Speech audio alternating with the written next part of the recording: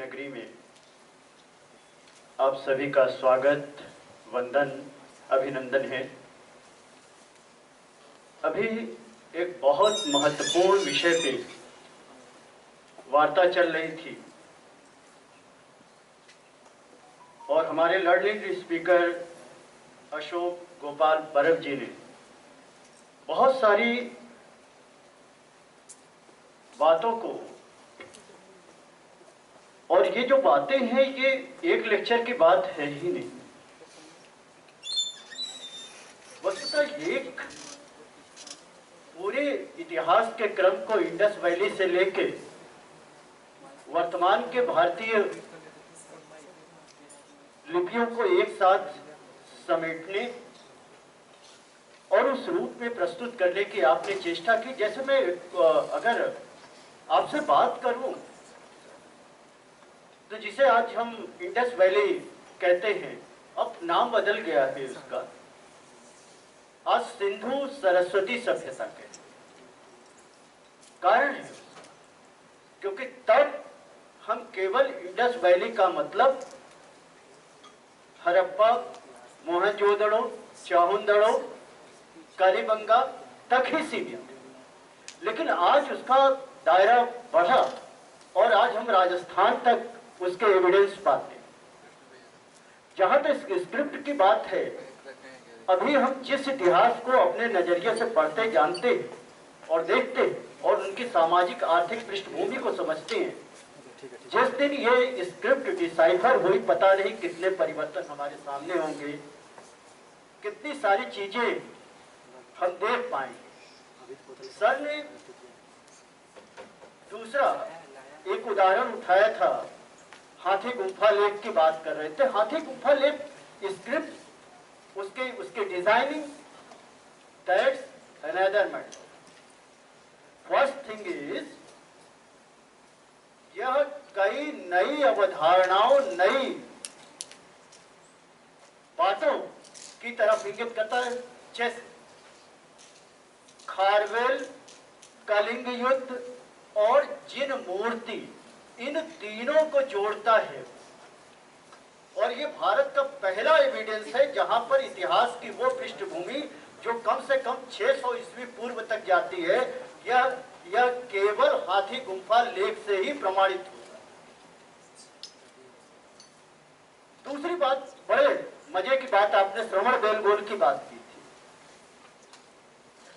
श्रवण बेलगोल, आपको जान के आश्चर्य होगा कि श्रवण बेलगोल की जो यह मूर्ति है, यह एकाश्म है, मोनोलिथिक है। पूरे पत्थर को ऊपर से नीचे काट कर बनाई गई है और 57 फीट की, और भारत की प्राचीनतम मूर्ति, प्राचीनतम शैलोत्पूर्ण मूर्ति एकाश्म। पहली बात। दूसरी बात, उनके पैरों के पास, अगर आप बाहुबली के पैरों के पास देखेंगे तो 9वीं सदी यानी 10वीं सदी यानी 983 ईस्वी में ये जो मूर्ति बनी है चामुंडराय के द्वारा, इस मूर्ति में आपको कन्नड़, तेलुगु, तमिल, मराठी और संगम साहित्य के पूरे प्रमाण मिलते हैं। यानी जो हमारी समृद्ध भाषा है वो कहां तक पहुंचती है। एक छोटा सा उदाहरण देकर मैं अपनी बात और आपको वो करते हुए समाप्त करूंगा। पार्श्वनाथ, खजुराहो के पार्श्वनाथ मंदिर, जो वस्तुतः आदिनाथ मंदिर है, पार्श्वनाथ मंदिर नहीं, वो आदिनाथ मंदिर है। वो आदिनाथ मंदिर कैसे है, इसको भी वो स्क्रिप्ट ही बताती है। वो लिखता है, जिननाथ मंदिर समर्प्याम, और जिननाथ यानी आदिनाथ, और मंदिर किसके नाम से जाना जा रहा है, पार्श्वनाथ। तब पता ये चलता है कि 1881 ईस्वी में पार्श्वनाथ की मंदिर, पार्श्वनाथ की मूर्ति वहां इंस्टॉल की गई, और वह मंदिर जो है वो जिननाथ था। और यही नहीं, वह पूरे जो इंडियन कल्चर का इथोस वो प्रमाणित करता है। उसी में एक बात आती है, वो कहता है राइटिंग,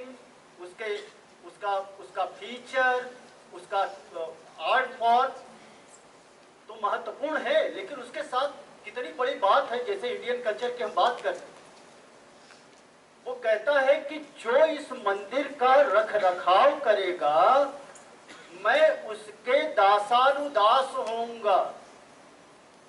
केवल दास नहीं, दासानुदास। इट मीन्स मैं उसके दास के दास का भी दास होऊंगा, राजा कहता है। और ये मनसा है भारत की, ये मनसा है भारतीय संस्कृति की, ये आत्मा है भारतीय संस्कृति की। और यही क्यों, थोड़ा और आगे बढ़ लें, कुषाणकालीन अभिलेख में कहते हैं सर्वजन हितय सर्वजन सुखय। यानी हमारी जो भारतीय परंपरा है, एकम सद विप्रा बहुधा वदंती की जो भावना है, या जो वसुधैव कुटुंबकम जो आज G20 का स्लोगन बना हुआ है, वहां पे जो प्रतिध्वनि होती है वो 3rd-2nd सेंचुरी BC में ही आ जाता है, सर्वजन हितय सर्वजन सुखय।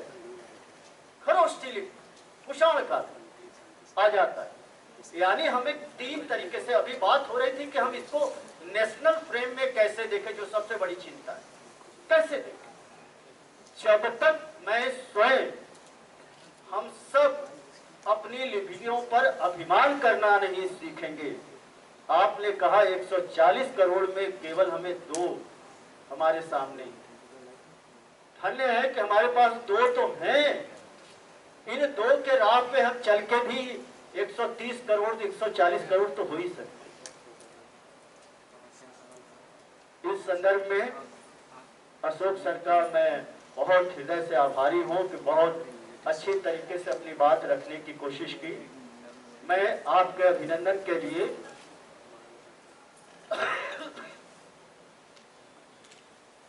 प्रोफेसर जीवी श्री कुमार जी को आमंत्रित करता हूं और साथ ही साथ अशोक गोपाल पर्व जी को भी आमंत्रित करता हूं कि आप दोनों मंच पर आएं।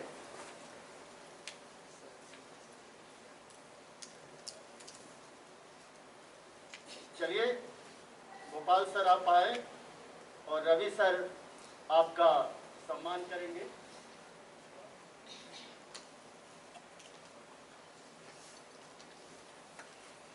समय ज़्यादा नहीं है और अगले सत्र के अध्यक्ष के रूप में मैं आमंत्रित कर रहा हूं हम सभी के प्रिय प्रोफेसर हीरालाल प्रजापति सर का।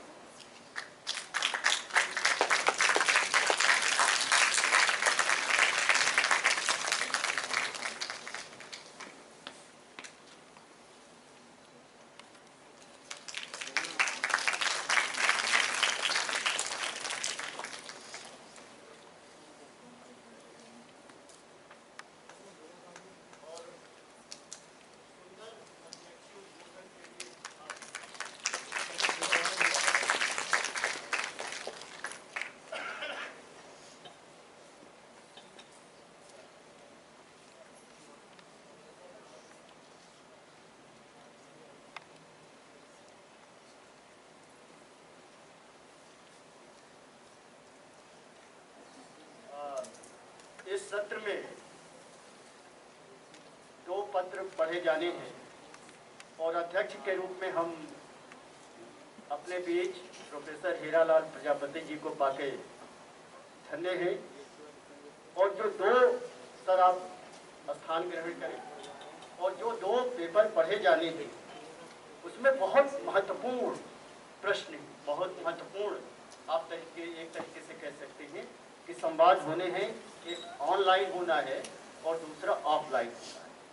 क्योंकि ऑनलाइन हम पहले करा रहे थे, इसलिए रुक्मिणी धनुकर जी आज जिस विषय पे बात करने वाली हैं वो है monitor innovative applications of the typography on the bank notes पे बात करने वाली हैं। वो ऑनलाइन होंगी। और दूसरी हमारी जो